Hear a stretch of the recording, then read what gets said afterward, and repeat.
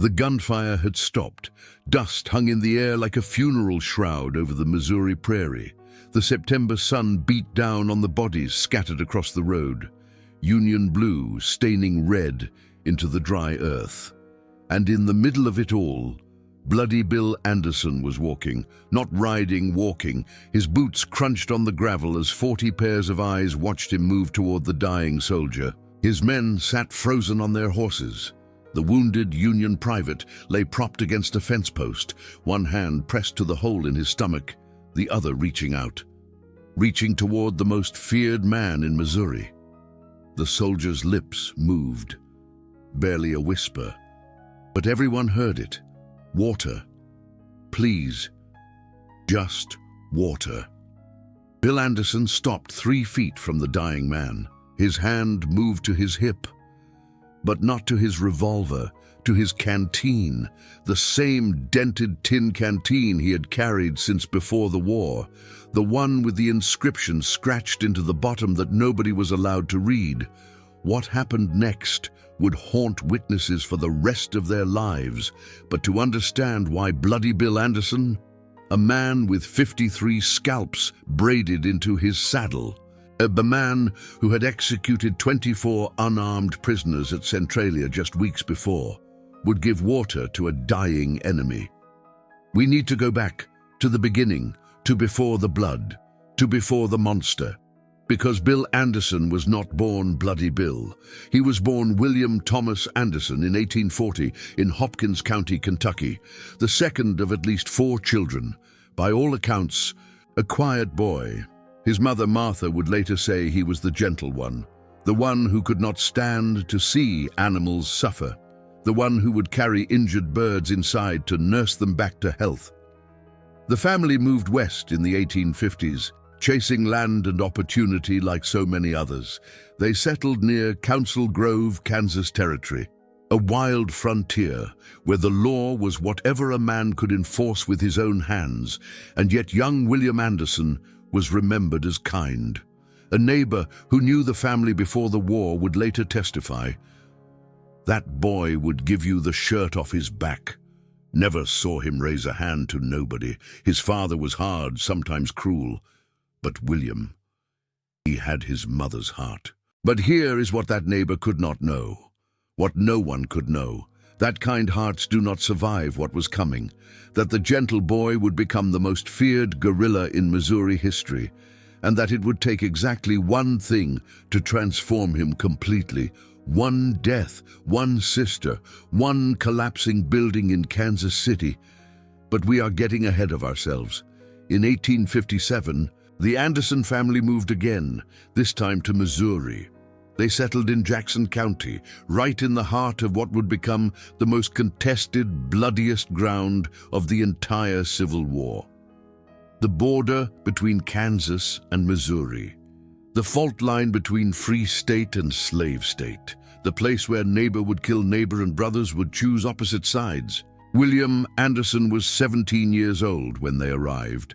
He had 3 sisters, Mary Ellen, the eldest, Josephine, just 14, and Martha, named after their mother, still a child. The Andersons were not wealthy slaveholders.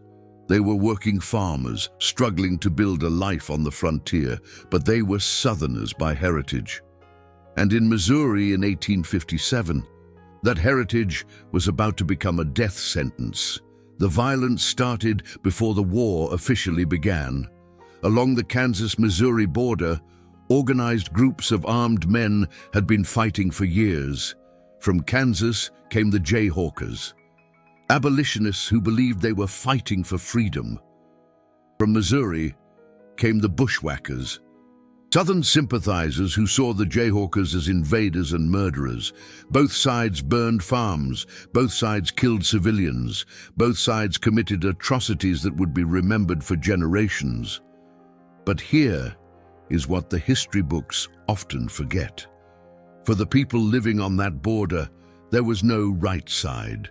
There was only survival. And the Anderson family was about to learn that lesson in the most brutal way imaginable. In 1862, William Anderson's father was killed. The circumstances are disputed. Some say by Kansas militia, others say by personal enemies using the war as cover. But the result was the same. 22-year-old William Anderson was now the head of his family, responsible for his mother, responsible for his sisters, and something had already begun to change inside him. Witnesses from this period describe a young man who had grown cold. His eyes had changed, one neighbor recalled, like something had gone out inside him. But he still smiled at his sisters. He still laughed with Josephine. That was about to end. In the summer of 1863, Union authorities in Kansas City faced a problem. Bushwhacker guerrillas were operating throughout Missouri, supported by local families who provided food, shelter, and intelligence. The military decided to target those support networks, specifically the women and children of known guerrilla sympathizers. They arrested the sisters and female relatives of prominent guerrillas and imprisoned them in a 3-story building on Grand Avenue in Kansas City. Among the prisoners was Josephine Anderson, 14 years old, accused of nothing more than being the sister of a man the Union considered an enemy. The building was structurally unsound. Multiple people had warned the military authorities that the walls were failing, but the prisoners remained inside. On August 13, 1863, the building collapsed. 5 women and girls died, including Josephine Anderson. She was crushed under the rubble. Witnesses said it took several minutes for the screaming to stop. Now stop. Hold that image in your mind. A 14-year-old girl trapped under falling brick and timber, screaming for help, screaming for her brother, screaming until she could not scream anymore, because that is the image that lived inside William Anderson's head every single day for the rest of his life. That is what he heard when he closed his eyes. That is what turned the gentle boy into Bloody Bill. But there is one more detail, one more piece of this story that you need to understand before we go back to that dying Union soldier begging for water. Bill Anderson kept something from that collapsed building. He rode into Kansas City days after the collapse, at enormous personal risk, and he retrieved something from the wreckage, his sister's dress, blood-stained, torn, still carrying dust from the bricks that killed her.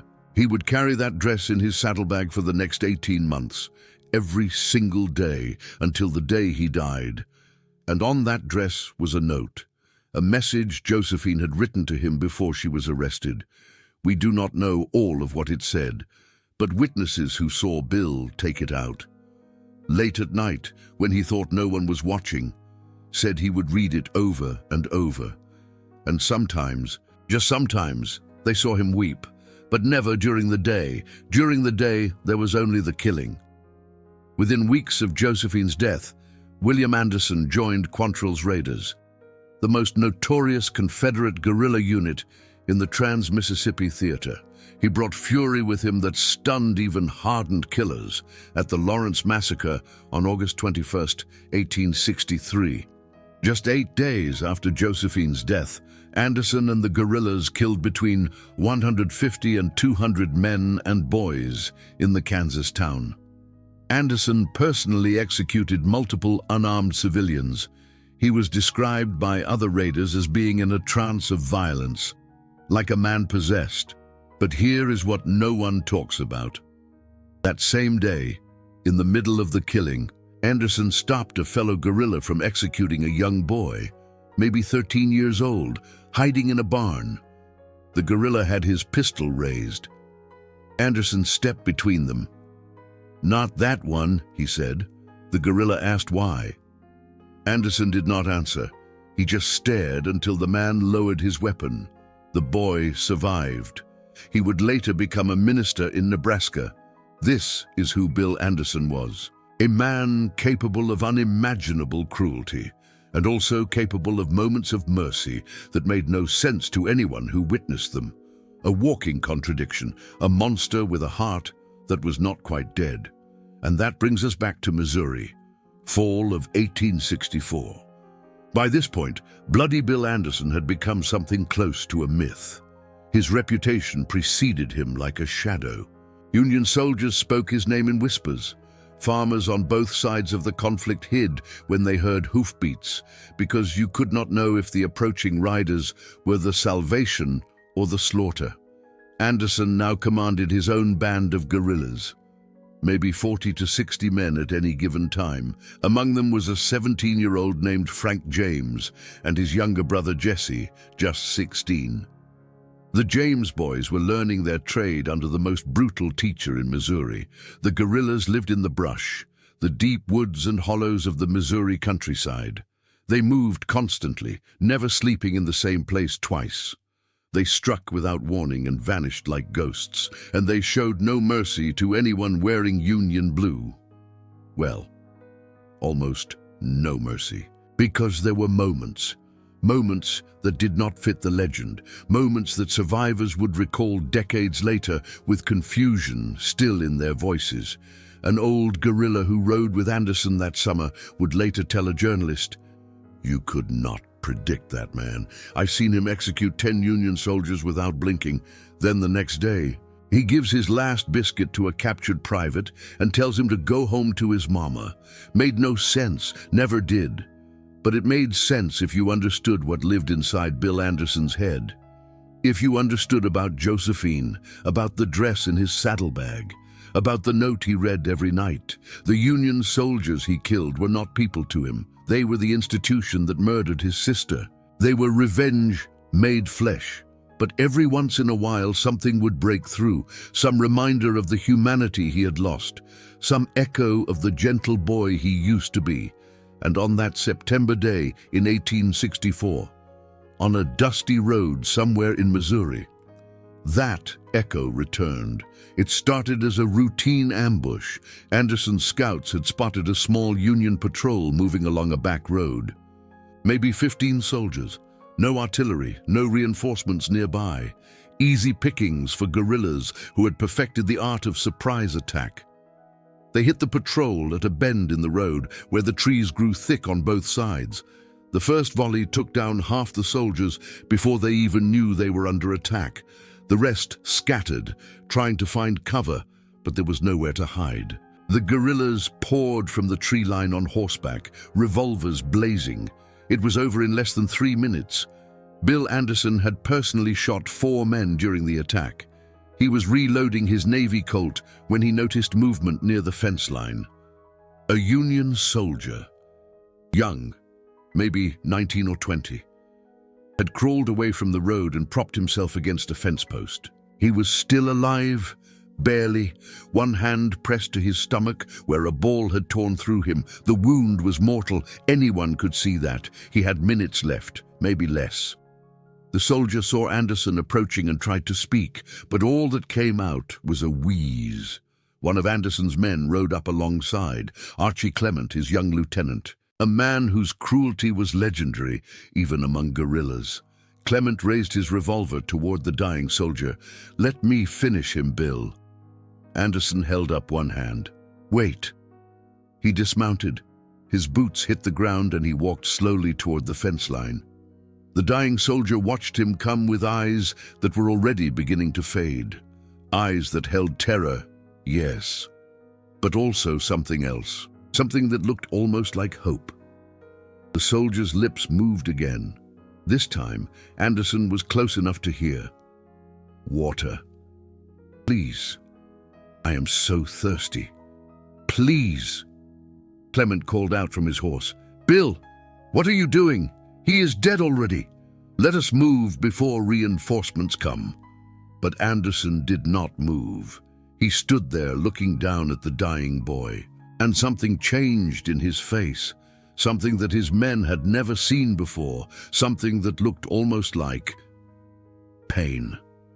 Then his hand moved, not to his revolver, to his canteen, the same canteen he had carried since before the war, the one with the inscription on the bottom.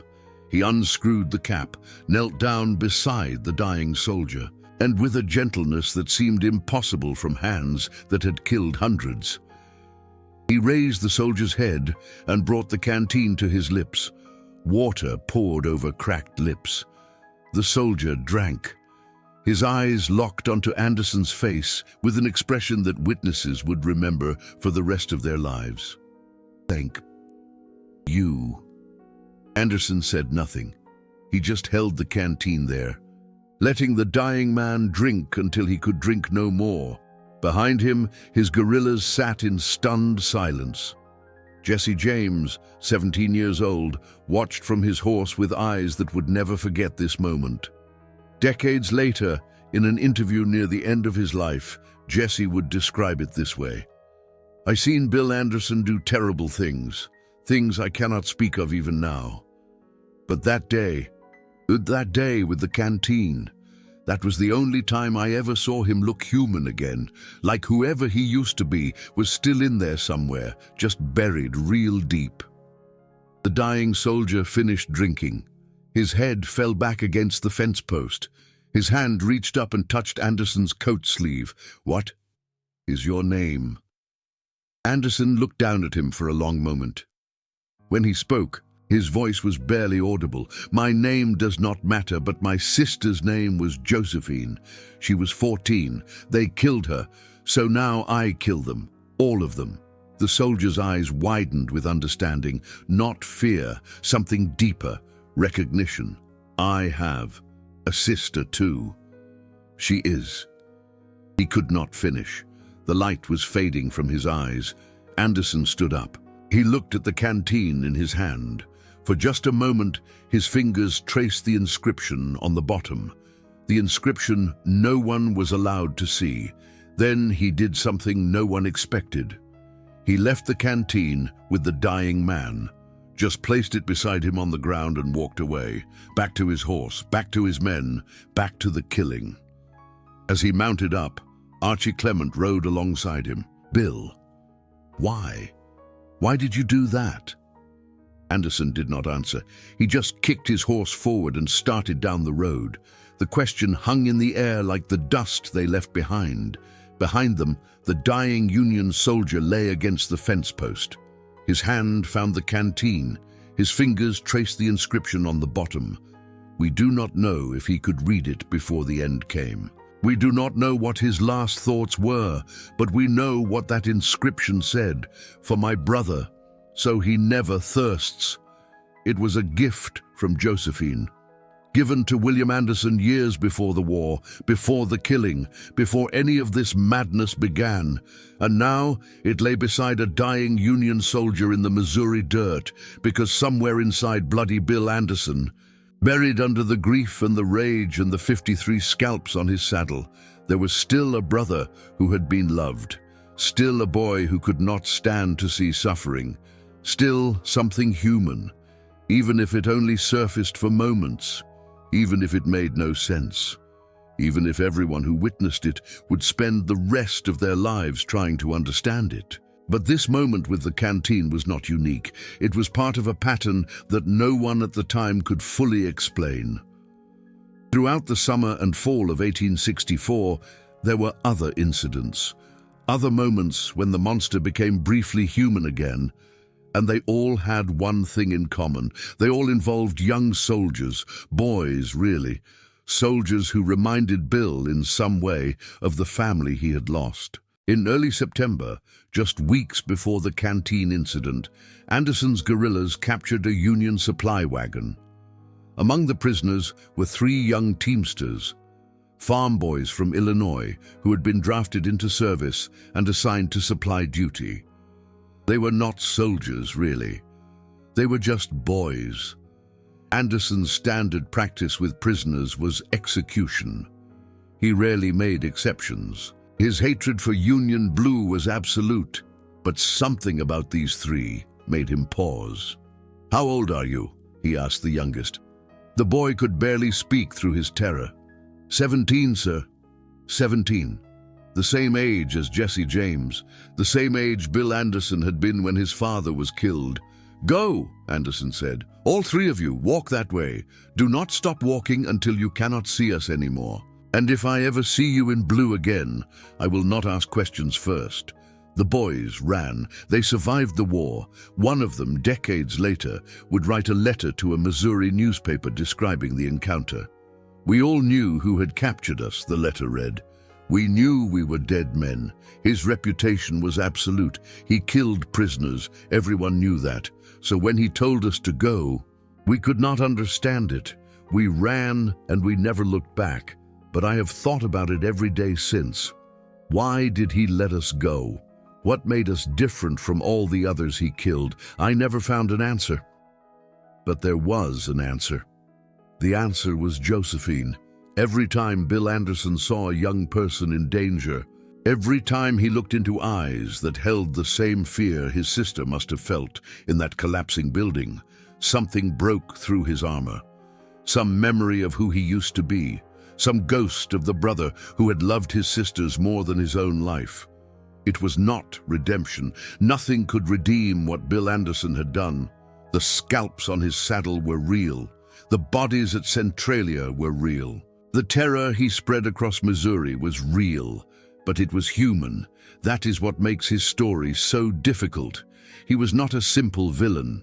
He was not a hero in any sense. He was a man whose grief had driven him mad, who had become a weapon of destruction, but who still, in random, unpredictable moments, showed flashes of the humanity he had lost. And those flashes made everything else worse somehow. Because if he could show mercy, if he could give water to a dying man, if he could let teenage boys go free, then he was still capable of choice. He was not a mindless monster. He chose the killing. He chose the scalps. He chose the terror. And occasionally, he chose mercy. We may never fully understand the psychology of Bloody Bill Anderson, but we can understand this much. He was broken, completely and utterly broken by what happened to his sister, and the violence was how he survived that breaking. The only way he knew to keep moving forward. But the breaking was not quite complete. Something remained inside him, something that remembered love, something that could still, in the right moment, extend a canteen to a dying enemy and let him drink. Now let us move forward in time. A few weeks after the Canteen incident, October 1864. The leaves were turning red and gold across Missouri, the same colors as the blood that had soaked into the soil all summer long. Bill Anderson was still riding, still killing, still carrying that blood-stained dress in his saddlebag, but something had changed. The men who rode with him noticed it first, a heaviness that had settled over their leader, a weariness in his eyes that had not been there before. The killing continued, but there was less fire behind it, less of that terrible energy that had driven him since Josephine's death. One of his guerrillas, an older man named Jim Anderson, no relation, would later describe those final weeks this way. Bill was tired. Not the kind of tired that sleep fixes, the other kind, soul tired, like he had been running on hate for so long that the hate was finally burning out. He still killed Union when we found them, but he did not seem to take pleasure in it anymore. It was just mechanical, like he was going through the motions while waiting for something. What was he waiting for? Nobody knew. Maybe not even Bill himself. But here is what we do know. In those final weeks, the moments of mercy became more frequent, not a lot more. Bill Anderson was still Bloody Bill. He still had those 53 scalps on his saddle. He still inspired terror in every Union soldier in Missouri. But the gaps in the violence, the moments when humanity broke through, they were happening more often. On October 14th, Anderson's guerrillas captured a Union courier. The man was carrying dispatches between two commands, information that would have been valuable to the Confederate cause. Standard practice would be execution after interrogation.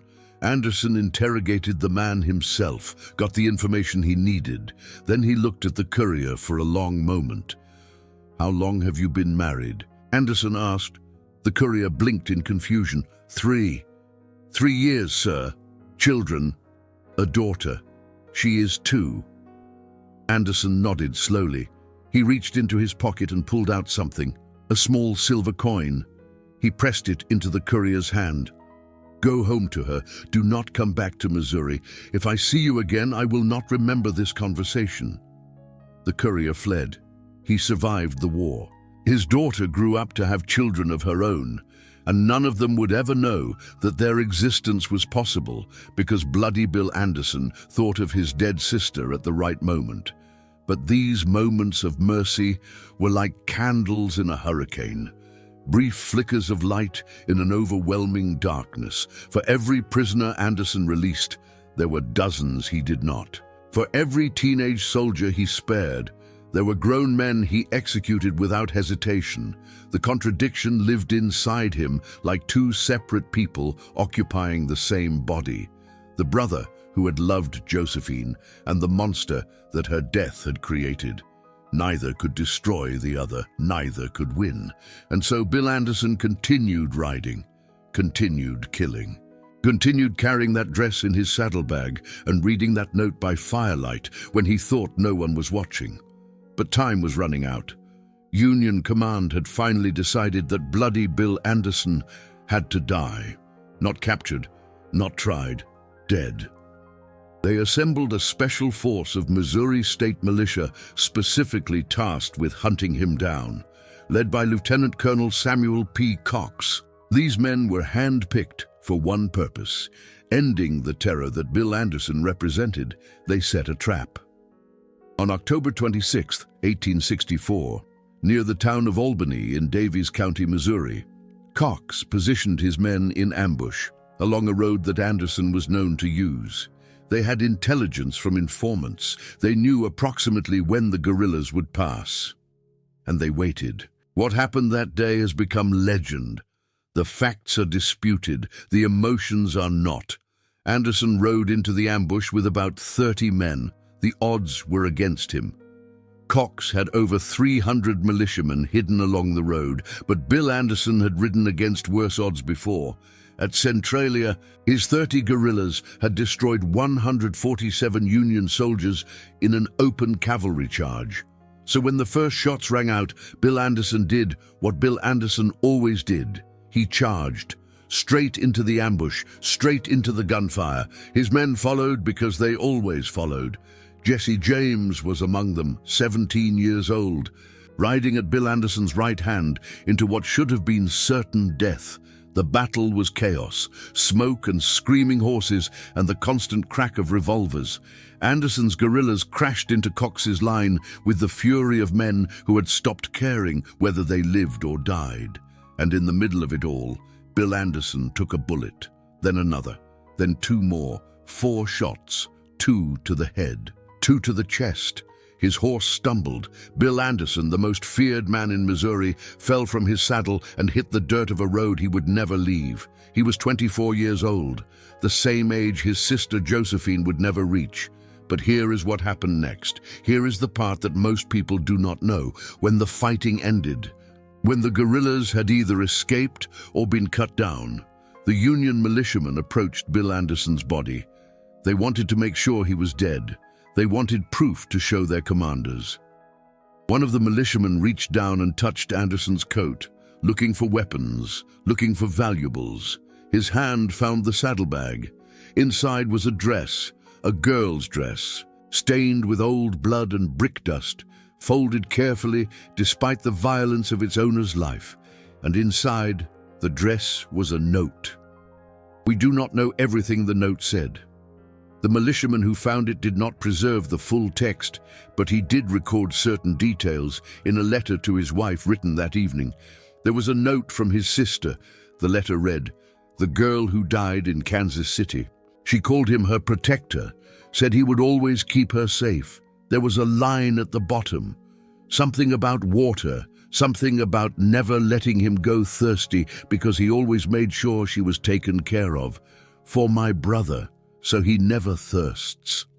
The inscription on the canteen, the same words Josephine had written to her brother years before her death. The same canteen that Bill Anderson had given to a dying Union soldier just weeks earlier.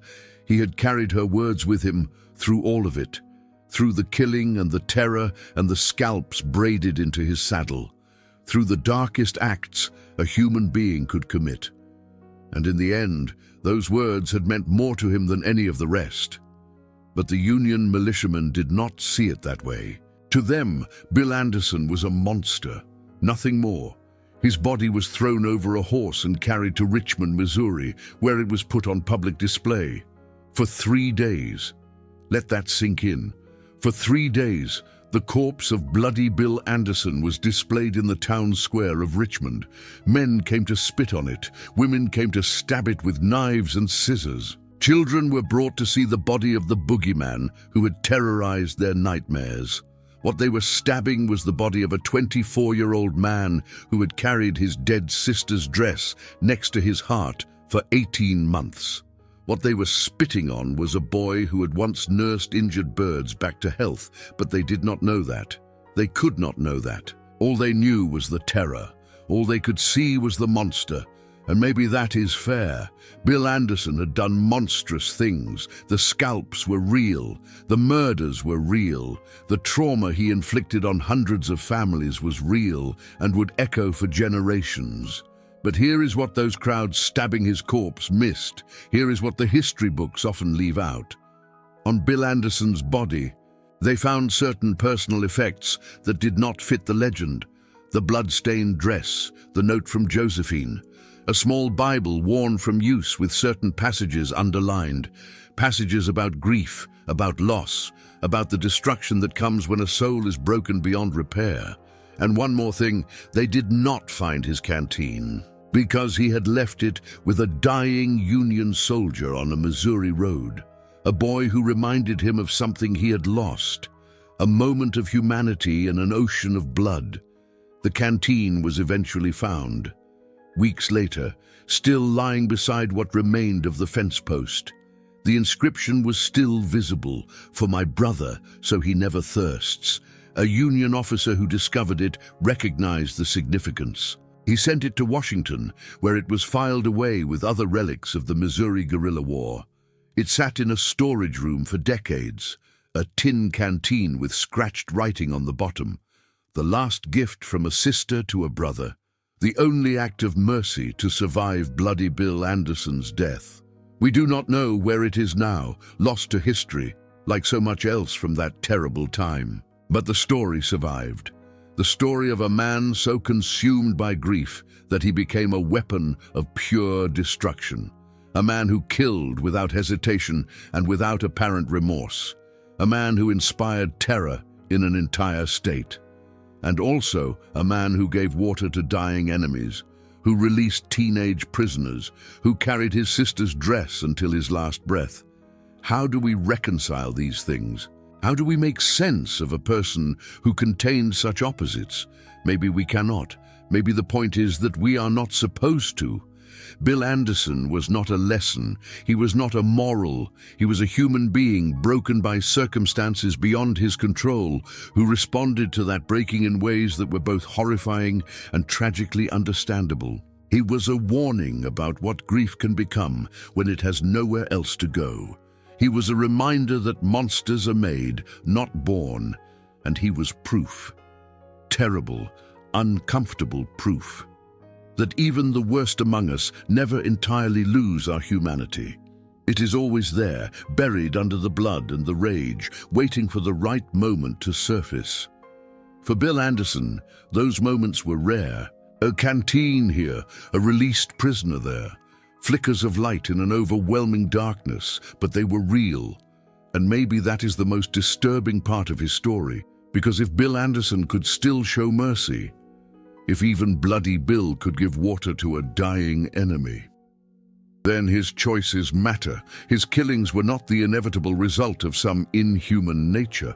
They were choices, made by a man who was still, somewhere inside, capable of something better. He chose the killing, he chose the scalps, he chose the terror. Not because he had to, but because the grief was too much, because the rage was easier than the pain, because every Union soldier he killed was one more blow against the institution that had murdered his sister. It was still wrong, absolutely, unquestionably wrong, but it was human, and that is what makes Bill Anderson's story matter. That is what makes the Canteen incident more than just a historical curiosity.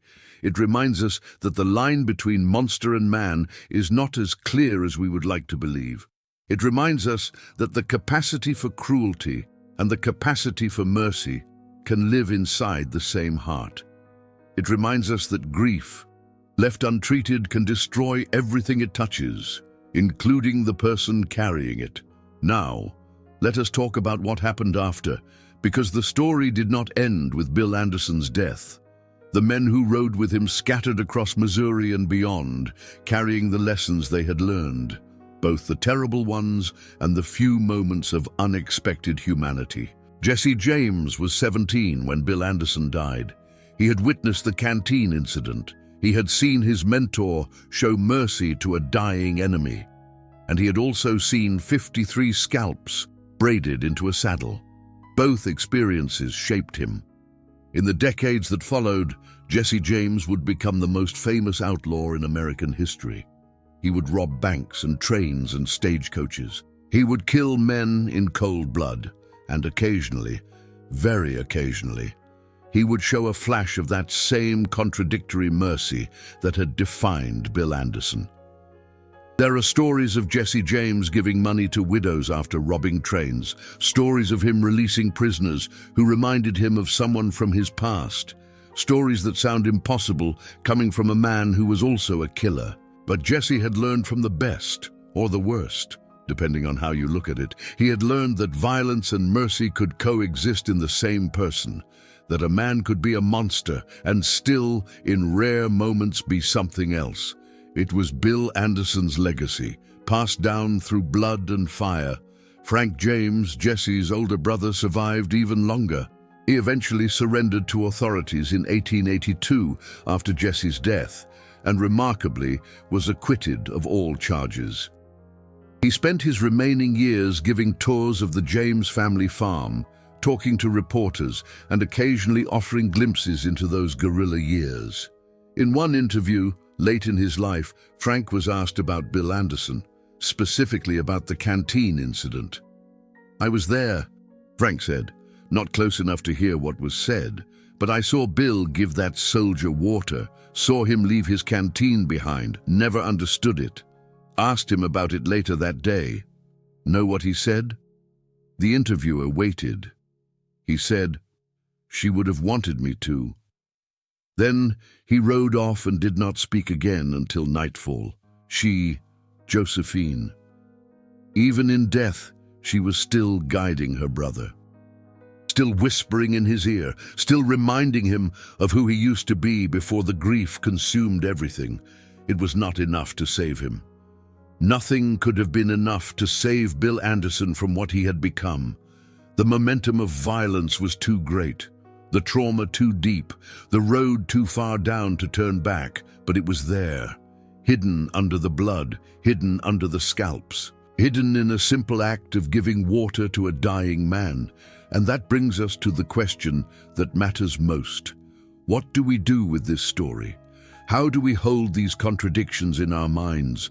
How do we remember Bill Anderson, both the monster and the man? I do not have an easy answer. Anyone who claims to have an easy answer is not paying attention. What I can tell you is this: history is not made of heroes and villains. It is made of human beings, flawed, broken, complicated human beings who are capable of both the best and the worst of what our species can offer. Bill Anderson was not a hero. The terror he inflicted was real. The families he destroyed were real. The trauma he caused echoed through generations. But he was not simply a villain either. The love for his sister was real. The grief that broke him was real. And those moments of mercy, the canteen, the released prisoners, the stopped executions, those were real too. He was both things at once. And maybe that is the hardest truth of all. We want our monsters to be purely monstrous. We want our history to be clean and clear. Good guys on one side, bad guys on the other. But the Civil War was not like that. Missouri was not like that. Bill Anderson was not like that. He was a warning and a tragedy wrapped in the same blood-stained coat. He was a reminder that any of us, broken badly enough, might become something we never imagined. And he was proof that even in our darkest moments, something human remains. You have just witnessed one of the most contradictory chapters of American history. The story of a man who gave water to his enemies and scalped dozens of others. A man who was monster and brother in the same breath. Stories like this, the ones that do not fit neat categories. Take time to research and tell properly. When you click Super Thanks, you are not just supporting a channel. You are saying this history matters, this complexity matters. Every contribution helps us uncover more stories that the simple histories leave out. Thank you for being here. Now, as we close this story, I want to leave you with one final image. Somewhere in Missouri, in the fall of 1864, there was a fence post by a dusty road. A young Union soldier died there, his hand wrapped around a dented tin canteen that had been given to him by the most feared man in the state. We do not know his name. We do not know if he had a sister of his own. We do not know if he understood in those final moments why Bloody Bill Anderson had shown him mercy, but we know what was scratched into the bottom of that canteen. For my brother, so he never thirsts. Josephine Anderson wrote those words years before she died. She gave that canteen to her brother when he was still the gentle one, the one who nursed injured birds, the one who would grow up to become a monster. And on the last day he owned it, Bill Anderson gave it to a dying enemy. Maybe it was the only way he knew to let go of her. Maybe it was his way of saying goodbye. Maybe it was just one more inexplicable act in a life full of inexplicable acts. We will never know for certain. But I like to think that Josephine would have understood.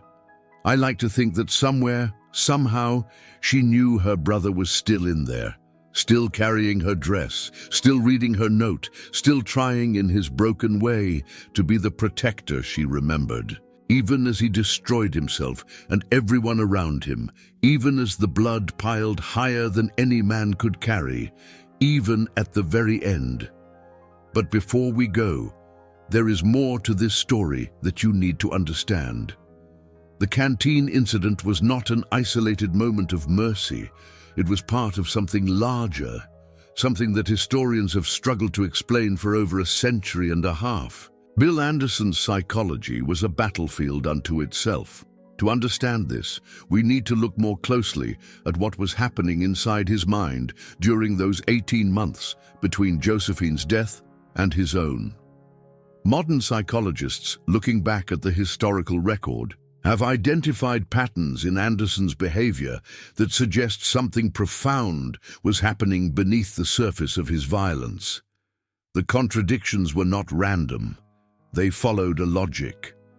The logic of traumatic grief. When Josephine died in that collapsing building, something inside Bill Anderson shattered. Not just his heart, his entire sense of self, his identity as a protector, as a brother who would always keep his sisters safe. That identity was destroyed in an instant. What emerged in its place was a survival mechanism, a way of continuing to exist when existence had become unbearable. The violence was part of that mechanism. Each Union soldier he killed was a way of saying, I could not save her, but I can avenge her. I could not protect her, but I can punish those who hurt her. It was not rational. Grief rarely is, but it served a purpose. It gave Bill Anderson a reason to keep breathing. But here is what the psychology tells us. You cannot erase your humanity through violence. You can bury it. You can suppress it. You can push it so far down that you think it is gone. But it is always there, waiting. And it will find ways to surface, usually at the moments you least expect. That is what the canteen incident was. That is what all those other moments of mercy were. They were Bill Anderson's buried humanity, fighting its way to the surface despite everything he did to keep it down. The dying Union soldier who begged for water triggered something in Bill. We will never know exactly what. Maybe it was the sound of his voice. Maybe it was his age. Maybe it was the way he reached out his hand, the same way Josephine might have reached out from under those falling bricks. Whatever the trigger was, it bypassed all of Bill's defenses. It reached down into that buried part of him and pulled it kicking and screaming into the light. And for just a moment, just long enough to unscrew a canteen and give water to a dying man, Bill Anderson was William again, the gentle boy, the protector, the brother who would do anything for his sisters. Then the moment passed, and the monster returned. But the fact that it happened at all tells us something important about human nature, something uncomfortable but true. We are never just one thing. Even in our darkest moments, we contain multitudes. Even the worst among us carry the seeds of something better. And even the best among us carry the capacity for terrible darkness. Bill Anderson was an extreme example. His violence was extreme. His grief was extreme, his contradictions were extreme, but he was not unique. Throughout history, there have been other figures who embodied similar contradictions. Men and women capable of both great cruelty and unexpected kindness. Monsters who sometimes showed mercy. Saints who sometimes sinned. The Civil War was full of such figures. On the Union side, there were men who fought to end slavery, and then committed atrocities against Southern civilians that rivaled anything the bushwhackers did. The burning of Atlanta, the destruction of the Shenandoah Valley, Sherman's march to the sea, acts of total war that devastated entire populations. On the Confederate side, there were men who fought to preserve slavery, and then risked their lives to save Union prisoners from drowning or freezing. Acts of individual humanity within a system of institutionalized cruelty. War does this to people. It strips away the comfortable illusions we carry about ourselves and reveals the raw material underneath. And that raw material is complicated, contradictory, human. Bill Anderson was not special in this regard. He was just more visible, more extreme. His contradictions were painted in such stark colors that we cannot look away. But if we are honest with ourselves, we will recognize something of him in every person, including ourselves. We all contain the capacity for cruelty. We all contain the capacity for mercy. The circumstances of our lives determine which capacity gets expressed. Bill Anderson's circumstances were catastrophic. The death of his sister, the chaos of the border war, the complete breakdown of law and order in Missouri. All of these pushed him toward the darkness. But even in that darkness, the light kept breaking through. That is what the Canteen means. That is what this story is really about. Now let us talk about the legacy. The Canteen incident did not become widely known until decades after Bill Anderson's death. The witnesses were scattered. Many died in the remaining months of the war or in the violent years that followed. Those who survived were often reluctant to speak about what they had seen, but stories have a way of surviving. In the 1890s, as the generation that had fought the Civil War began to die off, there was a rush to document their memories. Historians and journalists traveled the country, interviewing elderly veterans and collecting their stories before they were lost forever. It was during this period that the Canteen incident entered the historical record. An old man named Samuel Porter gave an interview to a Missouri newspaper in 1893. Porter had been one of Anderson's guerrillas. A young man in 1864, now in his late 40s, he had survived the war, served a brief prison sentence, and spent the rest of his life farming in rural Missouri. The reporter asked him about Bloody Bill, about the violence, about the scalps, about Centralia. Porter answered those questions. But then, unprompted, he began talking about something else. "Everyone knows about the killing," Porter said. "That is all anyone remembers. But there were other things that did not fit the legend. He told the story of the dying Union soldier and the canteen. He described Bill Anderson walking slowly across that road, his guerrillas watching in stunned silence. He described the water pouring over cracked lips. He described Bill leaving the canteen behind. "I thought I knew that man," Porter said. "I rode with him for months. I watched him do things I will never speak of. But that day I realized I did not know him at all. None of us did. There was something else in there, something he kept hidden even from us." The reporter asked if Porter had any idea why Anderson showed mercy that day. Porter was quiet for a long moment. Then he spoke. He had a sister. Everyone knew that. She died in Kansas City. What happened to her? It broke him, turned him into what he was. But I think sometimes he remembered who he used to be before all that. And it was too much for him. So he did something good, just for a moment, just to prove he was still in there somewhere. "Did it work?" the reporter asked. Porter shook his head. "No, he went right back to killing after. The next day, we hit another Union patrol, same as always. But I saw his face when he gave that boy water, for just a second. For just 1 second. He looked like a regular person, like someone you might have known before the war, before any of this." The interview was published in the Missouri Republican in May of 1893. It sparked a small controversy. Some readers accused Porter of trying to rehabilitate a monster. Others wrote letters expressing surprise that Bloody Bill Anderson had been capable of any human feeling. But most people simply did not know what to make of it. The canteen incident did not fit the legend. It did not fit the monster. It introduced complexity into a story that most people wanted to keep simple. And so, for a long time, it was largely forgotten. The legend of Bloody Bill Anderson survived. The scalps on his saddle, the Centralia massacre, the terror he inspired in Union soldiers across Missouri. These became the standard narrative. The moments of mercy were relegated to footnotes, curiosities, exceptions that proved the rule, but they were never completely forgotten.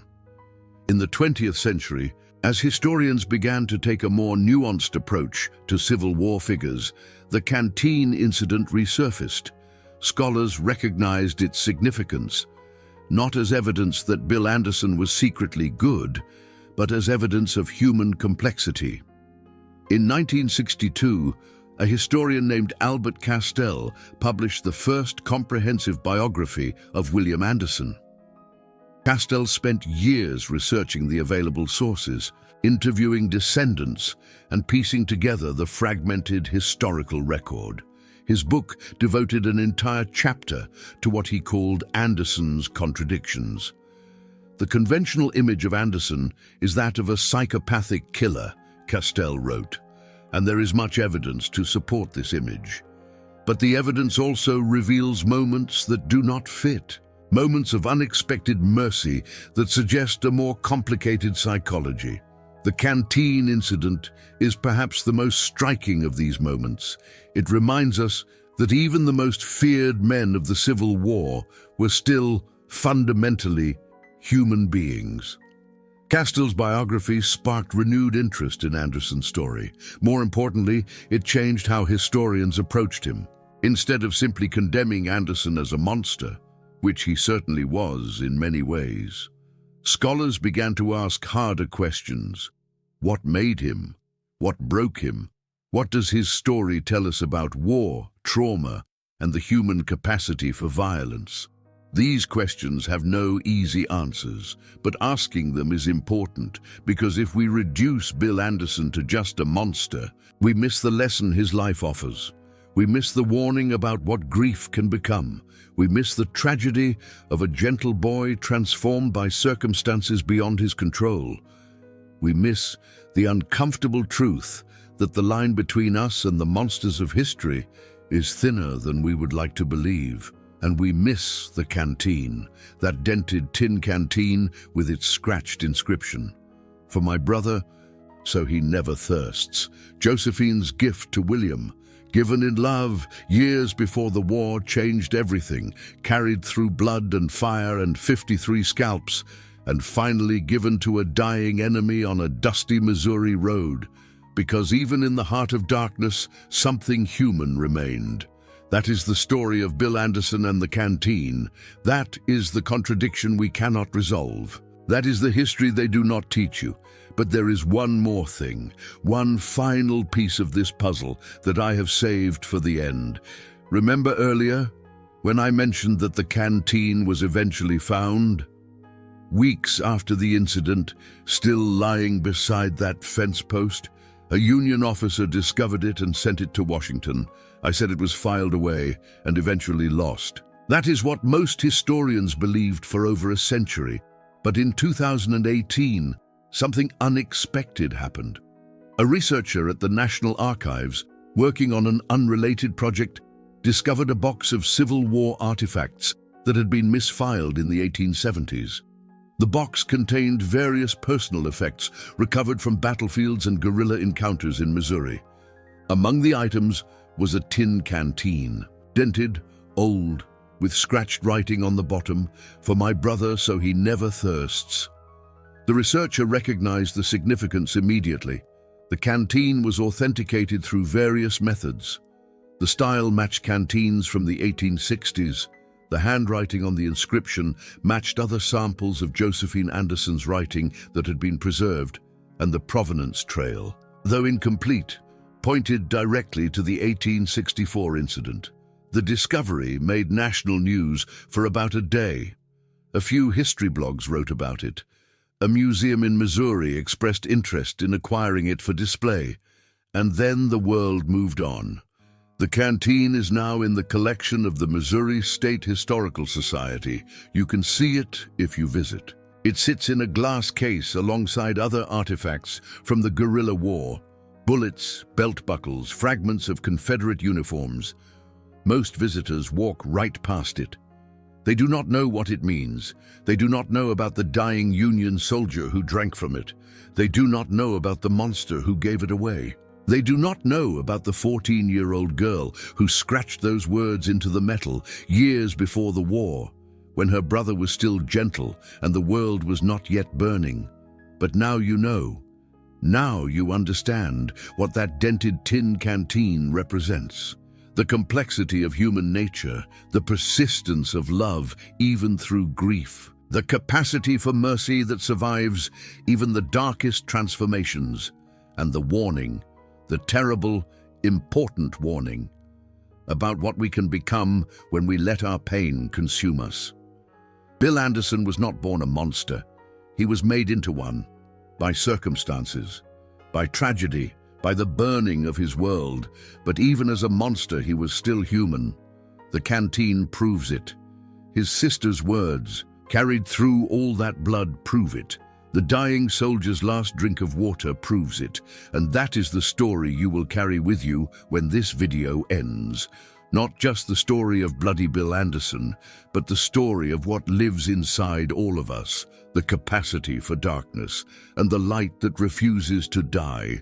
Thank you for watching to the end. Thank you for grappling with this complicated history. Thank you for not looking away. In the comments, tell me, after everything you have heard, how do you see Bill Anderson now? As a monster? As a victim? As something in between? There is no right answer. History is not that simple, and neither are we. Until next time, remember the canteen.